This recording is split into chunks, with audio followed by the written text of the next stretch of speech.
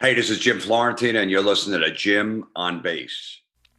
Welcome back to another episode of the Jim on Bass Show. For today's very special guest, we have on one of my favorite comedians. You've seen him on Crank Yankers, VH1's That Metal Show, Howard Stern. He has his own podcast, Everyone is Awful. He also has a new comedy album out called Terrorizing Telemarketers, Volume 7. And he also has a new special out that you can stream, and it's called Bite the Bullet. Please welcome the great Jim Florentine. Jim, how are you? Appreciate you having me on, man. Thanks. Yeah, it's good to see you. And I was wondering, you've mentioned before that you do your podcast at the kitchen table. So are you in the kitchen right now, or? That's exactly where I do it, right here. With my fake brick background I bought at Home Depot, like those fake. I bought 2 sheets during the pandemic, like an old school comedy club. Yeah, it's like the improv, you know? Yeah, it's an improv with the fake wall. Yeah. And you're in New Jersey, right? Yep. So I was wondering, since you're known for being a rock and roll guy, a metal fan, are you into Bruce Springsteen at all? No, not at all. To me, he's overrated. You know, he keeps talking, he keeps writing songs about being blue collar. The guy's worth like 700 million. Yeah. I'm not buying it, but whatever. I mean, I went and saw him once because I got free tickets, and it was a good show. I stayed like half. Okay. One thing I'll give him credit for, he does like 4-hour shows and he plays a lot of deep cuts. So if you're a Springsteen fan, that's great, because a lot of the metal bands I go see, they play the same set list all the time, which is annoying. So I'll give him credit on that. But other than that, he stinks. Okay. See, I had to ask, the land of Bruce.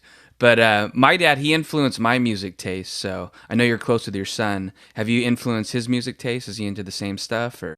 Oh yeah, he can't stop listening to a new Slipknot record. And I had him go. We saw Rage Against the Machine when they played Madison Square Garden. They got back together, and he was almost crying at the end of the show. He goes, "That was the best concert I've ever seen," because he knows most of the songs and stuff. So it's great. That's cool. And it sounds like you saw Rage Against the Machine at the right time, right? Because now they had to cancel everything, right? Yeah, I mean, I said this probably is the last time. So I saw him like 2 nights. I said, let me get to. I saw him back in the day, and they were great. But who knows what's going to happen in the future? But I got to see him again, which is cool.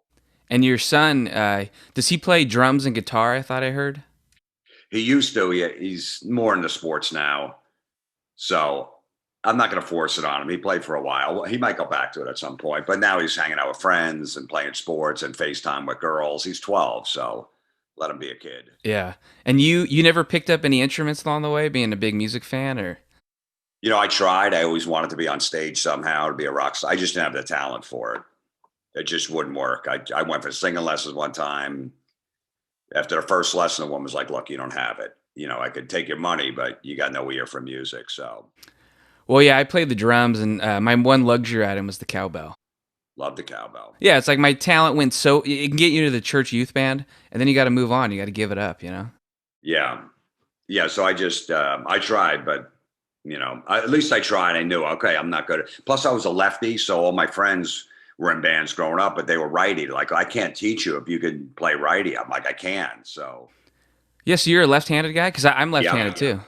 Yeah, I've had a lot of left-handed guests on the show. It's kind of weird, More people are left than I thought. Well, that's why we were talking earlier before the show, and I know where you're based out of. That's why I became a Willie McCovey fan. When I was a little kid in Little League, I was a first baseman. I was a lefty. There was barely any lefties. And I was number 44. I picked maybe I wasn't 44 at the time, but I saw him on Game in a Week as a little kid. And I saw that swing. I'm like, that's my guy. That's my team. And I've been a fan ever since. Yeah, number 44, Yep. Well, I have seen you in the past. I saw you, I believe in 2008. It was kind of before the pandemic at the Laugh Factory in LA. And you mentioned your son. You've used him in your bits. And I think he's performed as a little bit too, right? Is he still into stand-up a little bit, or?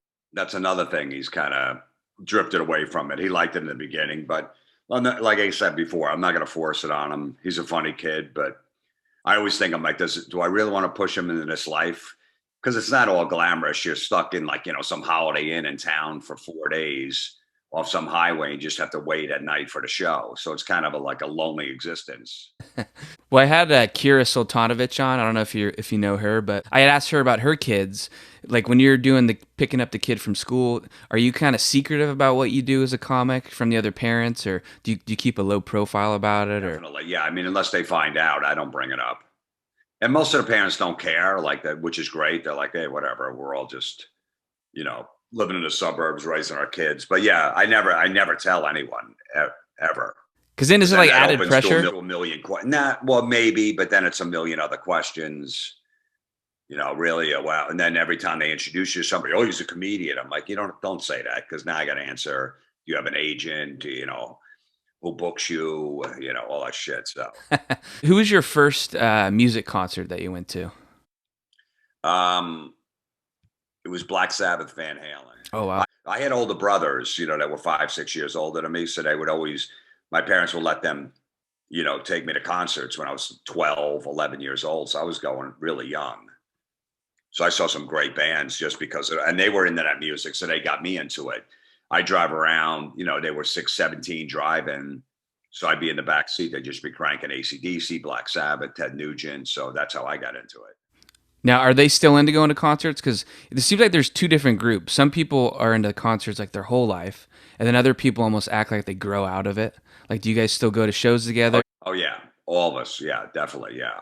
We still go, not as many. I still go to a ton, but like one brother doesn't go as much, but the other one does. And yeah, I love it, man. There's nothing like a live, whether it's a sporting event or a concert. I love that stuff. Well, you know who I'm seeing tonight? The Who. I don't know if you're into the Who at all. Yeah, I've saw him. Yeah, I saw him a couple times. That's great. Yeah, so I'm excited for that tonight. But who's the first concert you took your son to? Do you remember that one or? Zach Wild, Ozzy's guitarist. He was doing like a acoustic thing. So that was about 5 years old. But now, meanwhile, he's probably been to like 22 concerts now. Wow, that's pretty good. Yeah, he loves it. Yeah, my first show my dad took me to was Cheap Trick in Sacramento. Nice. I still got some guitar picks from Rick Nielsen flicking them out. Oh, he loves flicking them out there. Yeah, and there's still to this day they still bring it. It's amazing how Cheap Trick. I remember when I saw him, I thought someone had like flicked my ear from behind, so I got kind of irritated, and then he had actually hit me with a pick, so it's kind of neat. yeah, no, that's great. Do you have any favorite concert venues, or maybe any destination venues that you haven't been to yet? I want to see a show at Red Rocks.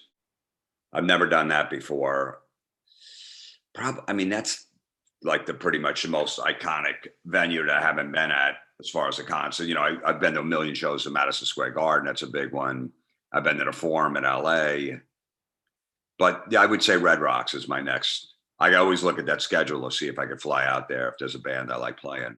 I want to go to the Stone Pony. Is that overrated or? No, it's cool. It's like a dirty rock club. It's iconic. I was going to go to the other night. This band Nashville Pussy was playing there. Oh yeah. They were there. Yeah, they were there Saturday night, but I was working. My buddy Don Jameson went. Oh okay. Yeah, I saw him post some stuff from there.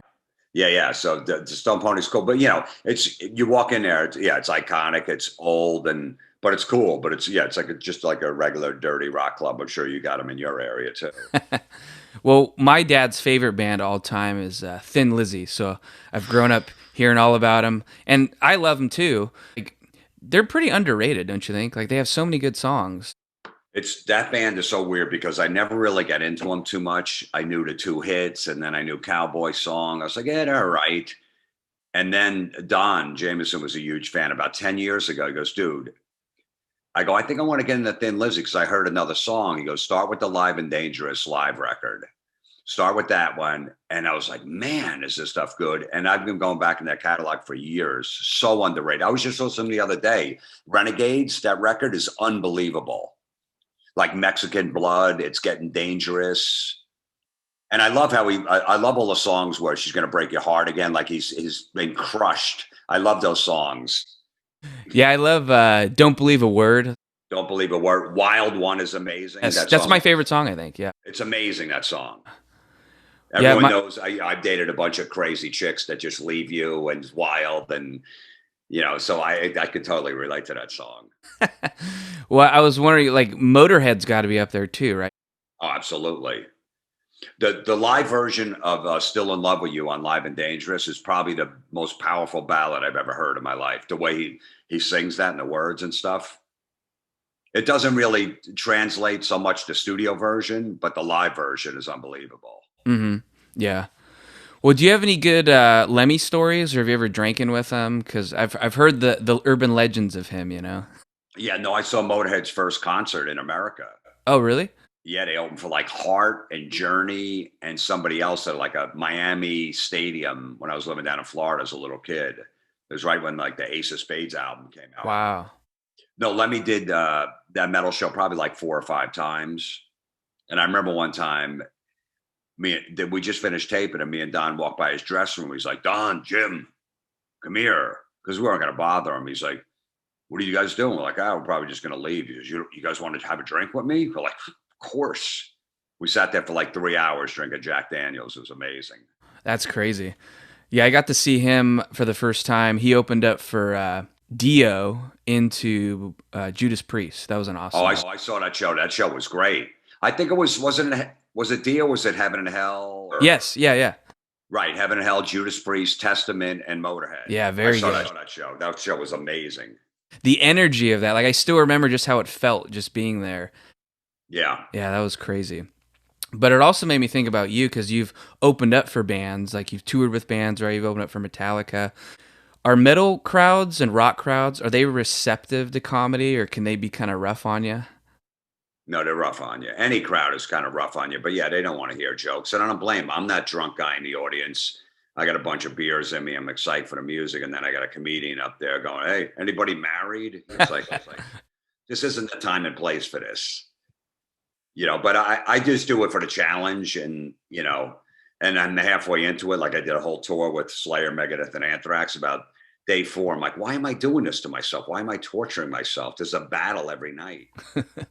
Well, what's the prep like? Is there any difference in prep or delivery for the show at a rock show or? You get to your jokes as soon as possible. Quick setup, punchline within like 10 seconds. You can't tell a long story and you kind of have to kiss their ass. You almost need to be a cheerleader up there. Give it up for the bands. And I would always go, we have any hip hop fans in front of the Slayer crowd? So they would boo for like 20 seconds. I'm like, all right, I just killed 20 seconds. Perfect. Yeah. And quick sex and drinking jokes and drugs. Sex, drugs, drinking, because that's what they'll relate to at a concert. And just quick setup, almost like a Rodney Dangerfield. Well, being a comedian, do you ever relate to the fellow musicians? Like, do you find any camaraderie? Because the lifestyle is a little bit similar, I'd imagine, right? All comedians want to be rock stars, and all the rock stars want to be comedians. The one thing with a comic is you don't have to worry getting along with 4 other people. Keeping the band together, you just work by yourself. But then it's lonelier when you're not hanging with a bunch of, I don't travel with 4 other comics. But, you have to split the money. And then also if you're getting having a problem with the guitar player or the bass player, you don't have all that drama in the band. And wives and girlfriends. So, but yeah, they're big comedy fans and we're always big music fans whenever I meet these guys. Yeah, it's pretty neat. And you talked about Don Jameson earlier. He's a fellow comic and metalhead. So do you guys still ever attend shows together for fun? Oh, yeah, all the time. I was going to go see Nashville Pussy with him this Saturday, but I was working. But yeah, we always go to shows together. Because that'd be funny after seeing you guys as partners through the years and on that metal show, then look over and see you at an actual rock show. And if we're with Eddie Trunk, all 3 of us will go. We just went to a couple. I think we all saw the Black Crowes over the summer. And it was some other show. If we're around, we always go to shows together. Oh, okay. Yeah. Do you ever talk music with fellow comics? Because I was wondering if anybody out there that's a comedian has good taste too. Because I can think of one guy. Well, Brian Posehn is a metal comic. Jim Brewer, Jim Norton. Oh, okay. Dean Del Rey is who I was thinking. Oh, yeah, that's right, Dean. Of course, I just did Dean's podcast, and yeah, Dean's amazing. So yeah, I totally. It's funny because I'm friends with Bill Burr, and I didn't know Dean. And a few years ago, we're at the Comedy Store, and Bill's like, "Hey, man, hey Jim, this is Dean." I'm like, "How you doing?" He goes, "Dude, you guys are gonna love each other." He's a huge AC/DC fan, and then we just hit it right off there. Me and Dean just talking music, and we've been friends ever since. That's awesome. Yeah, I saw him the other day at the Comedy Store in the Belly Room. It was funny because sure enough, it's like clockwork. You see Dean, he's got the Motorhead T-shirt on. Of course, yeah. He's a true rocker. He knows his shit. Mm-hmm. And you have your own podcast, Everyone is Awful. And I liked one of your previous episodes. You talked about T-shirt slogans, like corny t-shirt slogans. So Yeah. I was wondering, do you ever notice there's been like a growth the last few years of people wearing like Def Leppard shirts, Guns N' Roses, maybe Prince, and you can just tell like you don't listen to them. So I don't know, it just made me think about that. And it drives me nuts. No, absolutely. I think it's because they sell all those shirts like in Kohl's or these like or Walmart or Target. It's like, oh, a rock shirt. I'm going to wear that. Yeah. Celebrities were doing that for a while. It's like, Jessica Alba was wearing an Iron Maiden shirt. I go, okay, name two songs. That's my first I always want to walk up and be, hey, what's your favorite song or what's favorite album, just see what they say. But Yeah, well, I Def Leppard. I know Pour Some Sugar on Me. Yeah, that's about it. But yeah, I mean, I guess in a way, it's like it's giving them exposure. So people like, who's Def Leppard, and they listen. But yeah, it annoys me because I'm like, there's no way that person listens to Guns N' Roses. yeah. Well, one thing I wanted to talk about was San Francisco Giants. You've been seen through all your stuff pretty much. You'll have a Giants shirt on or a sweatshirt. How did you end up being a Giants fan? Well, like I said earlier, because of Willie McCovey, I lived on the East Coast. I didn't like the Mets. I've always hated the Mets, even as a kid. But when I saw him swing, and I was a lefty, for first baseman, I was like, "This is my team," and I picked them when I was like 7 years old. And once I picked a team, same in football, I like the Miami Dolphins. My uncle, when I was like 7, would send me all these programs because he lived down there, and stickers. And I picked them, and I just stuck with them too. That's cool. Well, do you ever rock jerseys too, or do you just wear the shirts? What? Like, do you have any Giants jerseys or? I got a bunch of Giants stuff. It's when they won those World Series. One of the best things, well, them winning it, of course, is going right online to the San Francisco Giants store and buying World Series stuff. When they win it, like the hat and Yeah, get the patch. the patch and the T-shirts and all that stuff. So I would every 2010, 12, and 14, I'm back on there buying like $500 worth of stuff right when the game ends. Yeah. I bought a lot of stuff for my kid. So when he grew into it, like in 2010, it was like a small shirt. So he'll wear that stuff now. And he's a big Giants fan too. Yes. And we mentioned before we started that you're a big Jack Clark guy because Love Jack Clark. you were on the Dean Del Rey podcast and there was a Jack Clark reference. So that was kind of neat to hear. I love Jack Clark. I love that swing, everything about him. He stayed far off the plate when he hit that 3-run homer against the Dodgers.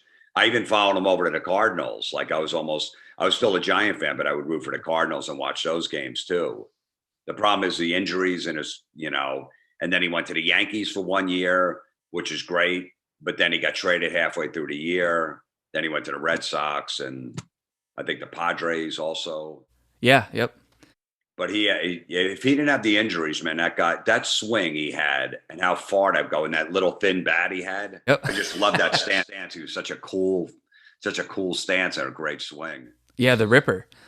Jack the Ripper, yeah. I got a shirt for this past season jersey and the orange throwbacks with like Giants in cursive. So I wear that one with pride. But everyone thinks it's a Will Clark jersey.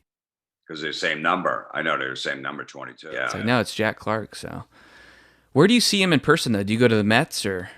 Yeah, I'll see him in Philadelphia, the Phillies, which is like an hour and a half from my house. I'll go to a Met game once in a while. Yeah, pretty much. I haven't been back to the Giants Stadium in a while, since way before the pandemic. But now I'm just like, I'm disappointed in the team now. I still watch. I got the baseball package, so I watch the games, but I'm not a fan of Gabe Kapler. I think he had a lucky year last year, and everything this year backfired on him. Well, how do you watch the games? Are you on tape delay or do you stay up? No, because they have like like the baseball package. They start at like 10:15, and so I'll watch at least up to like midnight or whatever, and then I check the score in the morning. No, but you're right. It was just kind of it was boring. Just the games have no life in them right now. So I'm hoping we get Aaron Judge because we open up in New York. So maybe we'll have Aaron Judge on the Giants. I don't want him. Oh, you don't? No. He's 31 years old. He's never played more than 100 games in his career until this year. It was a walk year on him. So, of course, he's going to play the whole year, hit 62 homers. He's going to break down. And, I don't notice, but I have a feeling he might be taking something to enhance his performance. I can't, obviously I don't know, but And those guys tend to break down as soon as they hit their 30s and stuff. So to me, it'll be like a Pujols contract, 10 years, 400 million, and he'll have 2 good years, and that you're stuck with that contract the rest. I don't know. I just don't think he fits. He's from San Francisco, but that never means anything. They always go, he grew up here. He's going to come back. But I don't think he fits right for the team. Yeah, you need a home run hitter. He strikes out a lot, and it's not a home run hitter park either. Yankee Stadium is. Yeah, it's going to be interesting to see what happens with that. But I'd rather them get 3 new scrappy players at 10, 15 million a year. And that would be the Giants' way. That would be the Giants' way, exactly. What do you think about Bochy going to the Rangers? That was kind of... I'm sad, man. I love Bochy. It ruins his retirement send-off, Well, they forced him out. He didn't want to retire. It's all the analytics guy.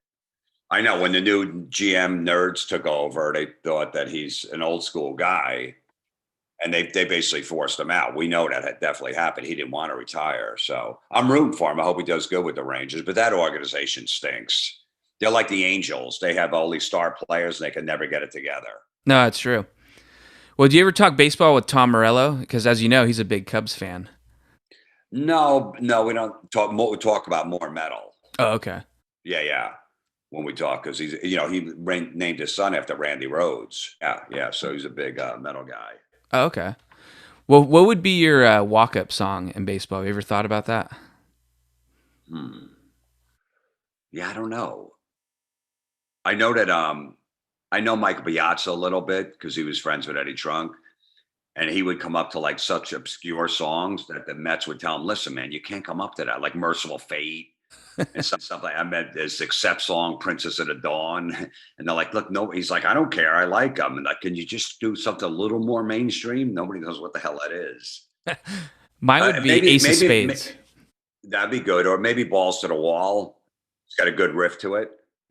Do you remember your first open mic? Where was it, and how did you feel after? Yeah, I remember I wanted to do stand-up, but I was petrified of getting up on stage and do public speaking. I was a DJ on the radio, so you could hide behind the mic, and I was a DJ in rock clubs and stuff. But when I wrote for like a year, I had all this material, but I was still petrified of performing. And I remember I was going to Florida on vacation with a girlfriend at the time, and I brought my notebook. I said, if I got some free time, I'll write some more jokes. And we'd come from the airport. I saw open mic night Tuesday, at this one place. We were driving by right by the hotel. And I was like, oh man, this is a perfect place. I could try it. Because I didn't want to perform in front of my friends. I'd rather do it in front of strangers. So I signed up for it, and I went on. When I was there, I ruined my whole trip because the whole time that's all I was focused on. My girl was so mad. I'm walking up and down the beach practicing my lines. And I went on stage that night, and I didn't do well, but someone heckled me, and I said something back, and it got a lot of laughs. And I was like, that adrenaline rush I felt, I'm like, wow. It was like an orgasm. Like, that was unbelievable. And I'm like, this is what I want to do. Okay. And then I just went from there. But I just took that one jolt. Was your family supportive of it, or what did they say or think about it all? They totally were supportive, which was great, because a lot of comics, the family's not. Their parents like, what are you doing? It's a tough bit. You don't know if you're going to make it. You have no clue. There's no pension. There's no benefits. There's no nothing. So, but they were happy that I finally found something I really liked, and they totally supported me, which was great. Were your friends or family, were they surprised at all, or were you kind of always the funny, witty guy?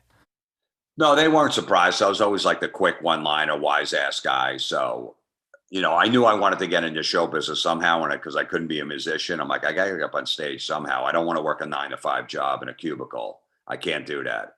It drives me nuts. So I got to figure out some way. And when I saw like Dice and Kinnison and all those guys, they were almost like rock stars. I'm like, this is what I want to do. Yeah, I was going to ask who your favorite comedians were. Andrew Dice Clay, right? Dice and Kinnison, and also Rodney Dangerfield I was a huge fan of his. And then also, Richard Pryor, loved him too. I was a stand-up comedy fan. I just didn't know I was going to do that ultimately. Did you get to meet those guys or befriend them through the years, or?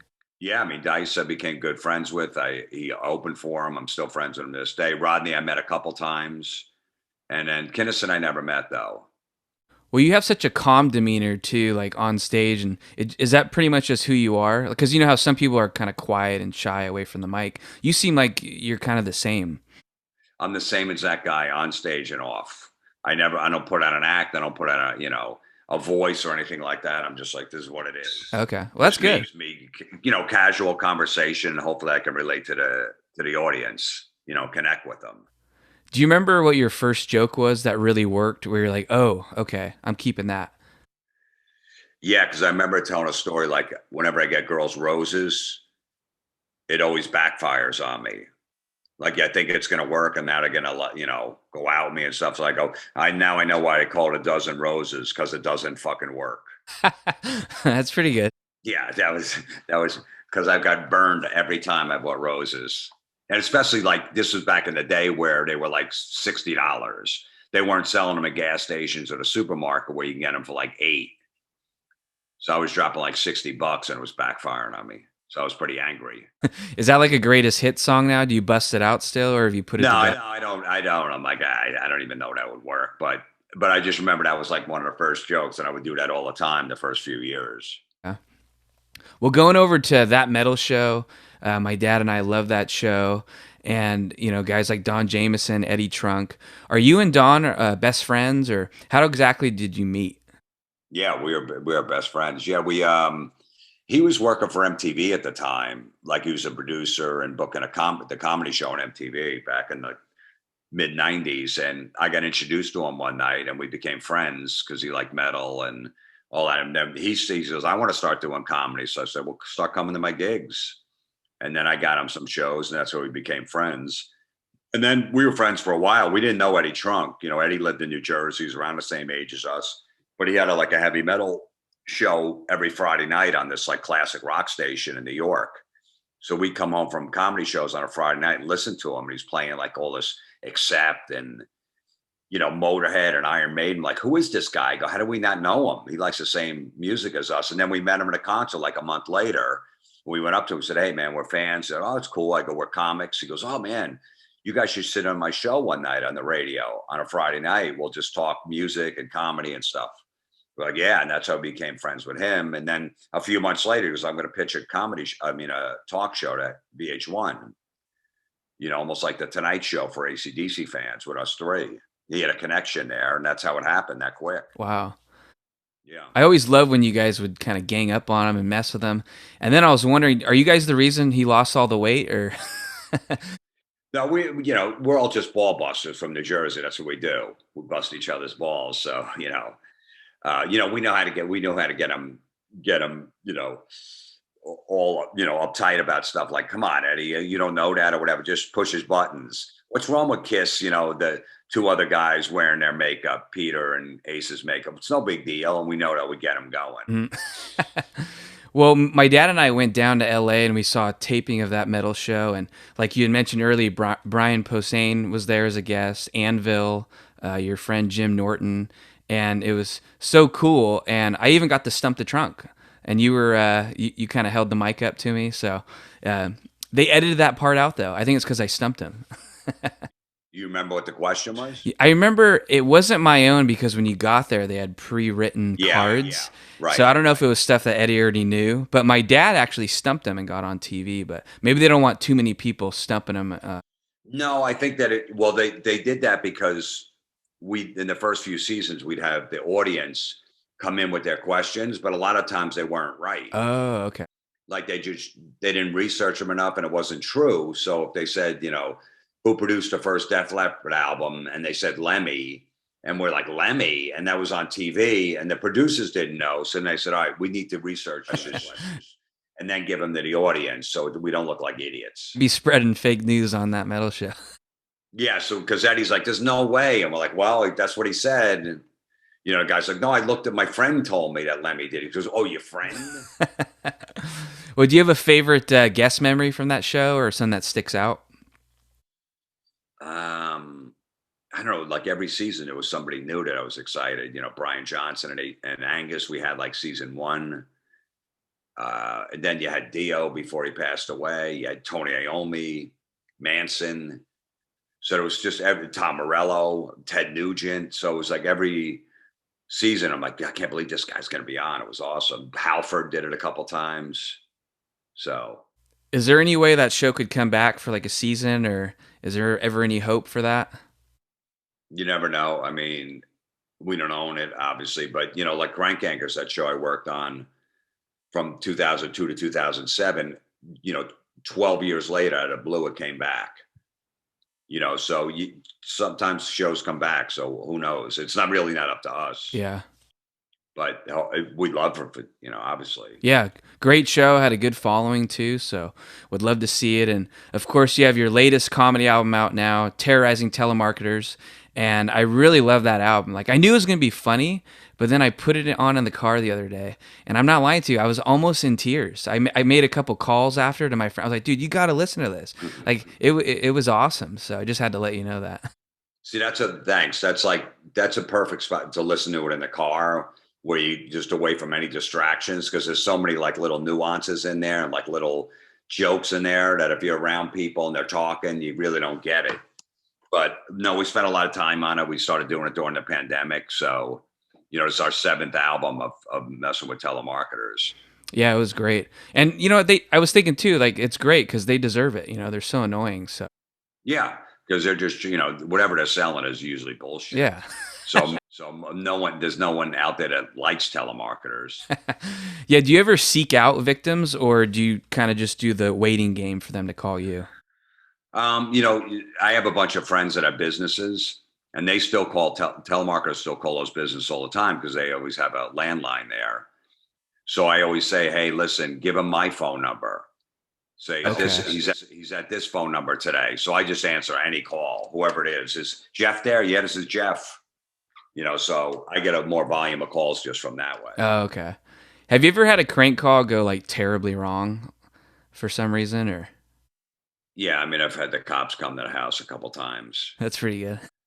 Yeah, just from saying I'm gonna go kill someone, just joking. So yeah, sometimes I go over the line. I'm like, I probably shouldn't have said that, but I'm mostly ad libbing this stuff. I don't know where it's gonna come from. Yeah. Well, my biggest fear, like for this, is like, don't forget to press record. So have you ever had like a great call and you're like, oh my God, this is gonna be amazing, and then for some reason you didn't press record or something goes wrong in that process? Um, Not with a prank call, but I know I've interviewed. Uh, It might have been Corey Taylor from Slipknot with my little recorder for my heavy metal show on Ozzy's Boneyard, and it wasn't, the battery died halfway through it. I didn't look. yeah. I'm like, fuck, and I couldn't go. Hey, can we do it again? So, but not with a crank call though. Not luckily, I've been okay with that. Well, I loved your album. Like the lunch special was absolutely hilarious. I love the COVID mask where you're concerned about giving it to him through the phone. And then Right. it was funny, but it was almost just like so cringeworthy. I couldn't stop the last track. I don't want to give too much away, but Oh, that's my favorite track, the Fiance track. did you get to talk to that telemarketer after and say, hey, this was not real? Or Yeah. And how crazy is that? 18 minutes and 1 second. he seemed like he's a great guy. You can tell, obviously. The counseling he was giving us was unbelievable because that guy's been through the same pain that supposedly I went through.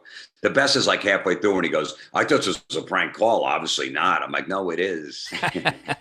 That was great. It's so dope. See, that's a perfect track to put the last one of the album. That's the only place where it fits. It's dark and it's sad. Yeah.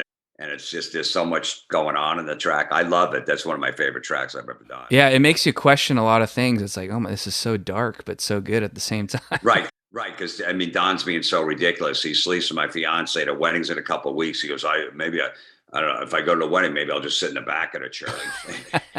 It's just so stupid. Well, how did you handle the pandemic we were all just in? Because I had Colin Jost on recently, and he mentioned how he actually got in his head a little bit and was almost nervous to perform again. Did you get any weird things in your head? It would have been a lot easier for me to go through the pandemic if I was married to Scarlett Johansson. You know what I mean? It's like, I'm not going to complain. Now I could spend all my time with her. She can't leave and I can't leave. That's paradise. I'd start a pandemic just so I could stay with Scarlett Johansson for 2 months straight. It was weird because I've been touring for so long and performing that all of a sudden I had to sit home for like 4 straight months. It was messing with me in the beginning because I was like, oh my God, I don't know, is comedy ever going to come back? Are people ever going to want to go inside? But then I just accepted it. I'm like, hey, everyone's going through some shit. It's not just me. And, I started enjoying the time off. I did some other projects around the house or whatever shit I needed to do. And me and my kid even bonded even more. We watched movies every night and stuff like that. And then when things started opening back up, a lot of outdoor shows, like the summer of 2020. So I just go on stage anywhere in a park a lot or whatever just to get back up. So it renewed my love of comedy because I missed it when I was gone. So you've been on Howard Stern. I was curious, are you guys still friends, or he's got such great music taste as well? Have you guys ever bonded with music, or? No, I was never really friends with him, but he had me on, which is great. It helped my career out a lot. I remember when Metallica played in Harlem at I forget what theater that is, the famous theater. Oh, the Apollo? Yeah, the Apollo. He was there because it was like a Sirius XM event, and I was there with him. So he was at the same show and stuff. But no, that guy, I have nothing but good things to say about him. That's cool. And I was wondering, too, about your relationship with Eminem, because you guys have become friends through the years, done some stuff, right? So were you actually friends, or do you keep in touch? I mean, I don't know. I wouldn't call it friends, but I worked with him a bunch of times. I was in one of the videos, and we did the Video Music Awards together. So there was a time between like 2004 and 2007, 8 or something like that. We did prank calls together in the studio together. So I was at his birthday party one year and all that. But I've lost touch with him over the years, but I'm sure he knows he loves prank calls. So I'm sure he's heard this new album, which is cool. Oh, cool. That's great. I also had one quick question about Amy Schumer. Are you friends with her? Because I know you're in the Trainwreck movie, and there's always that great scene where you're the one-night stand guy. So it was a nice surprise to see you in that movie. Yeah, no, I've been friends with Amy, and I was on her Inside Amy Schumer show on Comedy Central. I did a bunch of sketches on there, and then she needed for the movie. There was a scene where she needs to have like a bunch of series of one-night stands. And he needed like one guy to play like some jerk that basically is mean to her. And she's like, "You'd be perfect for this." I go, "Should I take that personally?" But yeah, so I got a role in there. Judd Apatow directed it. He knew me because he casted me in that show Girls. I had a little scene in that series. So he knew me. He's like, "Oh, Jim would be perfect for this." So so it was great. I was at the premiere for the movie and all that stuff. Amy did a lot for my career. That's awesome. Do you guys have any upcoming projects? Any like movies or TV show type stuff for you, or? I don't have anything I'm working on. Maybe doing like a hidden camera sketch series. Oh, okay. That might, be on one of these streaming services. We're working on getting that thing together, me and Don Jameson. So we'll see what happens with that. But no, just touring, doing a stand up and promoting the album and all that stuff. That's what's going on right now. Okay. And I think you and Don are going to be somewhere this coming weekend, right? Together? Yeah, we're in Atlanta on like Thursday, October 27th, and Nashville, October 28th and 29th. We tour together as much as we can, if we can. So, it's just good hanging with friends and stuff like that on the road. Mm-hmm. Well, I had a couple quick fun questions for you. I was wondering, since you're a comedian, is there a comic that you wish you could bring back that's passed? Like, who would it be if you could pick someone? I would love to see what George Carlin would be talking about over the last like 10 years in these times. Because you look at his old clips, he pretty much predicted what was going to happen, like as far as the world and politics and all that stuff. So I'd love to see, it'd be very interesting to see his angle. And then Patrice O'Neill, miss him. He was great. What a voice he had, just a comedy and just speaking the truth and not being afraid. In this PC world, I'm curious to see how he would have handled it. And then same question, but for a musician, who would you bring back? Bon Scott. Oh, okay. Bon Scott from AC/DC, definitely. And then Phil Lynott from Thin Lizzy. I'd love to see what he would have done. I thought he was 36 years old when he died. So I think those two. I think he would have blown up if he would have, There's so many. I mean, there was a theory. There's so many good songs besides The Boys Are Back in Town and Jailbreak that could have been on the radio in the United States. And a friend of mine that's been around a long time, was around the 70s, said the thing with that was because he was black, that he thinks that might have held them back from playing him on the radio. the hard rock stuff. There wasn't a lot of that going on. So you think that might have been something to do with it, which I never thought about that. I'm like, yeah, could have been. But then it seemed like, I know the history and I watched a lot of documentaries, just when they started getting some steam in the States, then someone in the band would break a leg or Phil would get sick and they had to cancel the American tour. So they just always had bad luck when they came over here. Yeah, and it's a shame that a lot of people think of them as like a 1 or 2 hit wonder when, like you said, there's so many good songs out there that could have been on the radio. It's amazing. They could have easily had some 10, 15 classic rock songs that everyone would know. If radio would have just dug deep in those records, they would have been promoted right. There's a good documentary we saw a couple of years ago, I think it was during the pandemic. I can't remember the name of it, but if you looked it up, you'd definitely find it. I don't know if you saw it. It came out like a year and a half ago, and they had his daughters in it, and it was actually really good. Yes, I saw that one. Yeah. Well, Jim, it was nice to have you on, talk some music, talk some Giants, and what else is on the agenda for you tonight? That's about it. Yeah, pretty much. But yeah, I'm not excited about this Giants team. I mean, I have a lot of Philly friends, and they hated Gabe Kapler. And when he got the Giants job right after he got fired, they're like, that guy's terrible. And the first year, everything he did was magic. That year we won 107 games and then got knocked out with the Dodgers. But this year it kind of seems like he got exposed. Yeah, I don't want Farhan to turn us into the National League version of the A's. It's like, let's spend a little bit of money. You know what I mean? I know. It's exactly getting these, it's good to get these scrappy players, $8 million a year, 1 year contract, 2 years and stuff. But you got to get some, not necessarily want Judge. Look, if they sign Aaron Judge, I'll be happy. But, what about Trey Turner? Would you go for him? I mean, I would take Trey Turner. I think that one could happen. I don't know. Is he a free agent? I believe so. Yeah. Okay. I just hope we don't get him on the downside of his career. Yeah. I'm just tired of, I'm a big fan. I know who all the players are. I don't know how you felt, but over these last few years with Farhan, I just don't feel like that good of a fan because I don't know who the heck anybody is. Like, we send guys down and call guys up like 30 times a week. No, I know. I want to have a consistent lineup, Yeah, exactly. But that's the whole theory behind like that nerd baseball is to plug and play. This guy, he's on base this time. He hits good when it's sunny. And right. It's just like, come on, man, just keep the same lineup in all the time. And, when you take it like this year, who did he take out? Jock Peterson in like the 4th inning as a pinch hitter. And I'm like, because a righty came or lefty came in. I'm like, come on, man. So that guy's on the bench the rest of the game. That's just stupid. You got to. There's no room for instinct. It's just all numbers on a piece of paper. And I don't know. I think you need a good balance of both. You definitely do. And then you got Brandon Belt when he plays, he's amazing, but he's been injury prone his whole career. I hope he retires as a Giant. I know he's a free agent. And then Crawford had a career year last year, but not so much this year. And Posey's gone. Posey had that great last year. I think he knew to get out. He's like, all right, I'm out of here with this. Yeah, him and Bochy, that they saw it coming.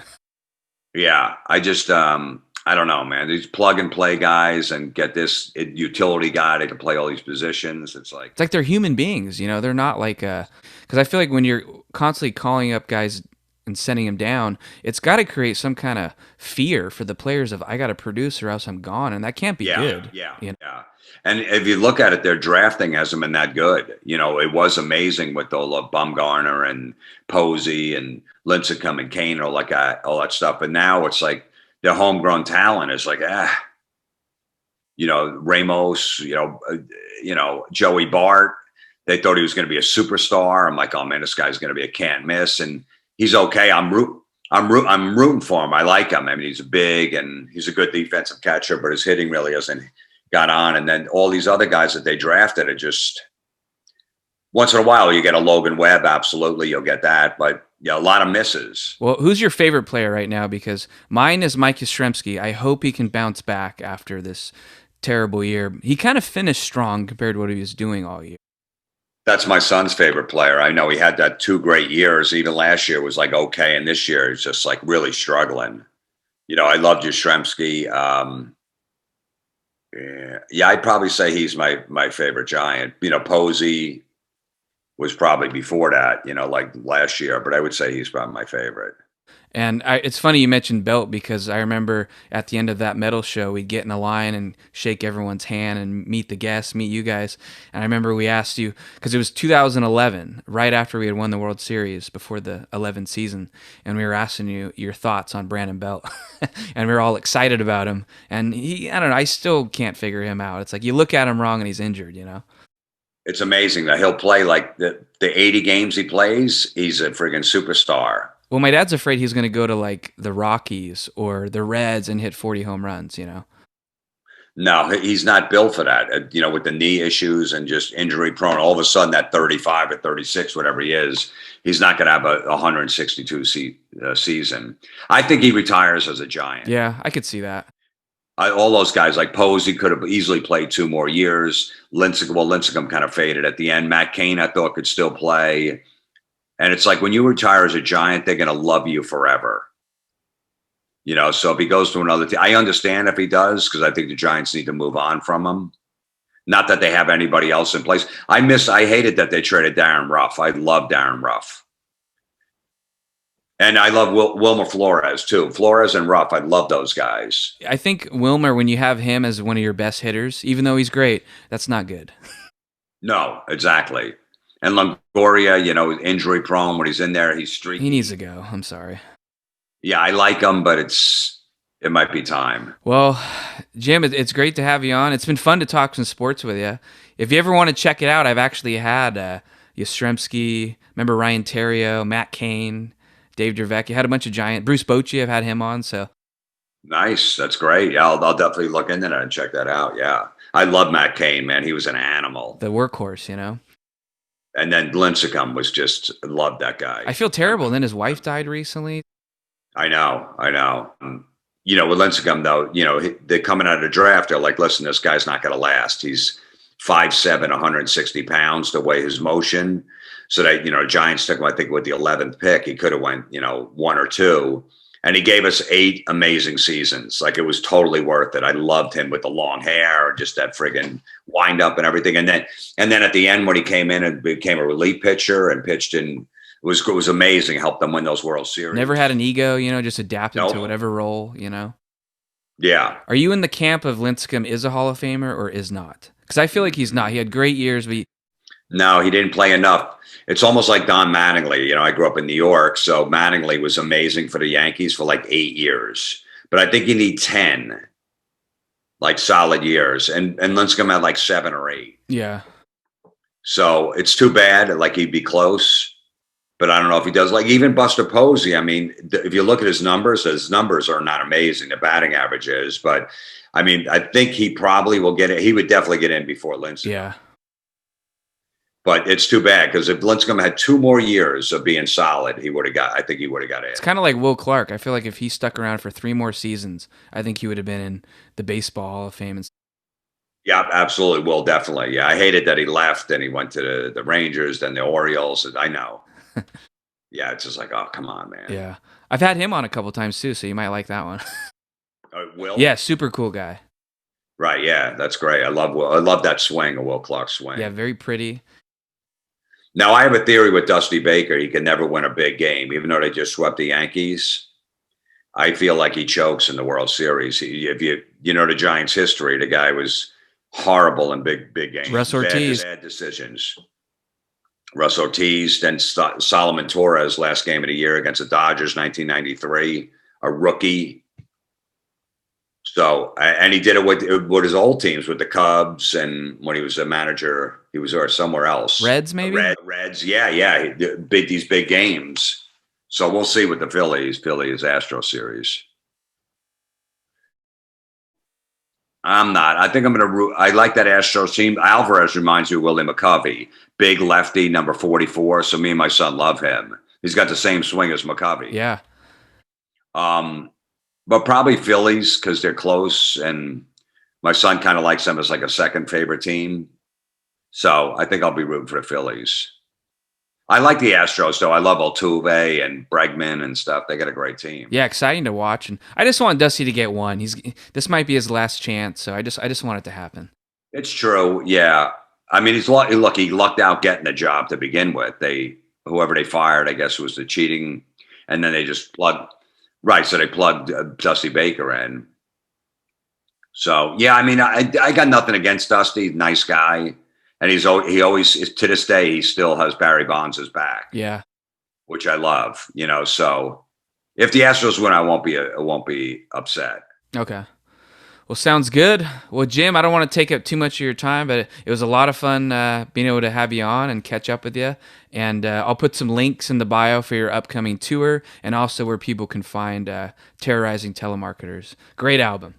Awesome, man. Thank you. And yet, if I'm ever out there, come out to a show. If I come to the West Coast out Northern California, I haven't been out in a while, but I'm hoping to schedule something out there. Yeah, because I'm in the Bay Area, but I also like sneaking down to LA sometimes. So if Okay. you're around, I'll make it happen. Okay, I'm probably San Diego or LA, hopefully in the next few months or whatever, but that'd be great. Cool. Yeah. Awesome, man. Well, it's nice meeting you, and have a good rest of the day. All right, thanks, man. I appreciate it. Thanks for having me. All right.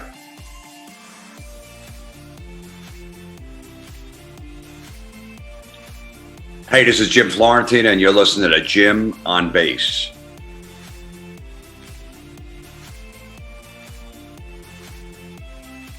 Appreciate you having me on, man. Thanks.